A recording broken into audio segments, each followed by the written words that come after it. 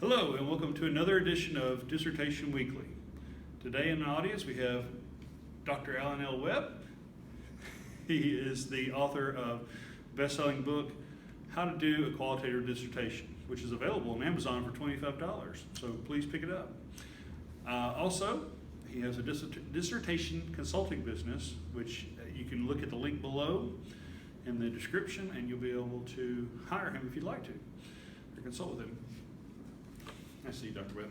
Good to see you, Lance. I'm Close enough. I'm trying to read the future here, but I know you're working on your dissertation right now and collecting data, analyzing it, getting ready to write it up and present it and defend. So Yes, sir. jumping the gun a little bit there, but I know you'll do an excellent job. Always that close. Okay, well, yeah, I'm working on it. Okay, so we've had a lot of questions, Dr. Webb, that have from your last presentation, so I wanted to get you back in here and see if we could answer some of those questions, if that's okay. I'm sorry, I couldn't hear what you said. I'm sorry. We've had a lot of people that have written in lately about your last presentation that you did for us, and so I wanted to ask you a couple of those questions that we received, if that's okay. Okay, that'll be fine. Okay. We have a message here from Jonathan from Tuscaloosa, Alabama. He asks, Dr. Webb, I have recently purchased your book on how to do a qualitative dissertation. I have read the first chapter and I am impressed with your material on how to find a dissertation topic. I have read a number of books on how to write a dissertation, and yours is the only book that discusses this important topic. Good job. I am just starting this dissertation, so it's brand new. And I would like to hear your thoughts on finding a dissertation topic. Okay, Jonathan from Tuscaloosa, huh? I think so, yes. Yeah, I bet he goes to the University of Alabama. You know, that's my favorite football team. Ah. Nick Saban, I tell you, he's something else. He is something. But I'm not here to talk about football today. Thank you for having me back Yes, on sir. the program. It is always a pleasure and a joy to be with you. How to find a dissertation topic. That is an extremely interesting question and a very important question for students who are doing dissertations. It has to be answered correctly, or else you're going to run into problems, as you may know, or you may know other people in your cohort. I have known students who have had false starts and they have gotten lost along the way, and a lot of times it comes down to the topic they selected. And I'm asked that question so often, and I've covered it in my book, but I want to make sure that I don't miss out on anything, so I actually have written it up. I usually keep this in my wallet, because when you get a certain age, you tend to not remember things as well as you used to. But in order to get a good dissertation topic, several things are involved, and I've divided it into two sections. The first section has 6 parts, the second has 5 parts. But I want to talk first of all about what is a doable dissertation. A lot of students, they have topics that they like and topics that they think are good, but they don't always understand if they are doable. Remember that word, doable. First of all, a dissertation needs to be doable. In other words, can you do this? Can you do this, or can this be done? 2 questions. 1, is it too broad? Some students have a question that is just so extensive that it would take them decades to do it. But when you've never done a dissertation, you don't always realize that. And then some are so narrow that you couldn't write more than about 15 pages. That would be a nice term paper. It would be a nice article to publish. So that's the first question. The first question, is it doable? The second question, is it too broad or too narrow? It has to be in that sweet spot. And then the third one, can it be done in a reasonable amount of time? If you're a dissertation student, you have 7 years from when you start your classes. And if you're a full-time student, that's 3 years. Yeah.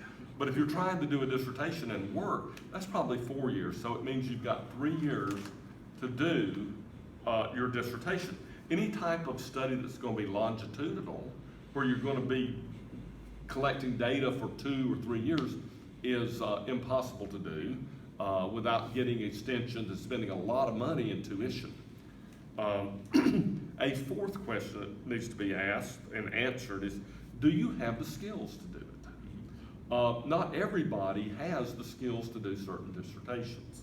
For example, if someone is wanting to do a dissertation that requires a lot of high-powered quantitative skills, if you're going to do a very advanced technique like path analysis or structural equation modeling, not every student has the capacity to be able to do that. But yet you find students that are doing dissertations where they're way out of their league. Another, if you're doing a qualitative dissertation and it requires, like some phenomenological dissertations, requires an extensive background in philosophy and understanding of philosophical concepts, not everyone has the background. Not everyone has the skills or the ability to be able to understand, much less articulate that type of thing. So that is an important question that a student needs to ask. Then, and this is really important also, is it a topic that fits your academic program? Just not long ago, I had a student that was working with me, and they were in ed leadership, which is primarily principles, and K through 12, okay? But they were wanting to do a dissertation that had to do with college sophomores. And they were told that by their committee, after spending 9 months getting this ready, that's not ed leadership. And so you have to ask the question, is this going to fit into my program? If you're higher education like you are, it needs to deal with something that is in post-secondary education. You can't do a dissertation on how 5th graders learn math. So a lot of times people don't realize that. And then finally, and this is an important question, is there someone in your department who has the expertise to in this topic? My background is in applied linguistics, international education, and I wanted to do a dissertation on international students, something in that area. And then I discovered there was no one in my department that focused on that. So I would have had to have gone out of the department to find a chair from another discipline, and I looked into that. It just didn't work out. So those are some of the questions that you need to ask in finding a topic. I ran into the same problem. You did? Yes, sir. Okay. And now I'm going to talk about the 5 ways of finding a topic. There are many, many ways of finding a topic. I could go on for probably 10 or 15 of them, but I'm going to discuss the 5 ways of finding a dissertation topic that are usually sufficient. And the first way is you can ask your professors to help you. In my classes, I usually throw out 10 or 12 dissertation topics because I study research, I read research, I do research, and I have some experience as a background in it, and so I'm always coming across different studies that could be done, that are feasible, that fit the parameters of a dissertation. And so when I'm teaching my class, I will always throw out to the students that this would be a good dissertation topic if anybody wants to pick it up and go with it. And not every professor does that. I wish more would do that. But one thing you can do is you can ask one of your professors or a group of professors, do you know of any dissertation topics that could be done, should be done, or need to be done? And then a second way of finding a dissertation topic is when you find a study that you enjoy, that you like, and say it's been 20 years since it was done, it may be time to replicate that study. I know in curriculum and in ed leadership and the No Child Left Behind, there were a number of studies that were done prior to that law on a variety of issues, but No Child Left Behind changed everything. So after that happened, there were a whole slew of people who were replicating studies that had been done prior to No Child Left Behind. And the reason that was feasible and a good thing to do is because No Child Left Behind changed everything. And so the studies prior to that law were not as applicable because they didn't incorporate the provisions and everything that went along with that law. So maybe replicating a previous study is another way to find a topic. And then these are some of my favorites. Find a theory. When you're taking your classes, you're going to be studying student development theory or whatever the theories are in your particular program and field of research. When you find a theory that you like, that you understand, then latch onto that. Brainstorm. Think of 10 or 12 topics or problems or issues or phenomena that theory would apply to, and that theory would help you explain. Because in your dissertation, you're going to have a theoretical framework. And we'll maybe have a conversation about theoretical frameworks someday in the future. But it's very important and it's very difficult for most students. That is the one thing that I find students stumbling over more than any other aspect of the dissertation. So if you find a theory first, and then you find a problem or a phenomenon or an issue that you can apply it to, you've killed two birds with one stone. You've found your theoretical framework and you've also found your topic.